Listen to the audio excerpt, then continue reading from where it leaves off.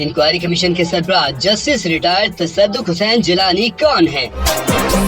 Justice retired तसद्दुक हुसैन जिलानी 6 जुलाई 1949 को पैदा हुए। एफसी कॉलेज से एमए सियासियात किया। इसके बाद पंजाब यूनिवर्सिटी से एलएलबी की डिग्री हासिल की और 1974 में जनूबी पंजाब के शहर मुल्तान से बतौर वकील अपनी प्रैक्टिस का आगाज किया। तसद्दुक हुसैन जिलानी 1979 में ज़ियाउल हक के दौर में पंजाब के असिस्टेंट एडवोकेट जनरल तैनात हुए। 1988 में पंजाब के एडिशनल एडवोकेट जनरल तैनात किए गए। 1993 में उन्हें तरक्की देकर पंजाब के एडवोकेट जनरल के ओहदे पर तैनात किया गया। बेनजीर भुट्टो के दूसरे दौरे हुकूमत में 7 अगस्त 1994 को लाहौर हाई कोर्ट के जज मुकर्रर हुए और तकरीबन 10 साल के बाद उन्हें जुलाई 2004 में सुप्रीम कोर्ट का जज तैनात किया गया।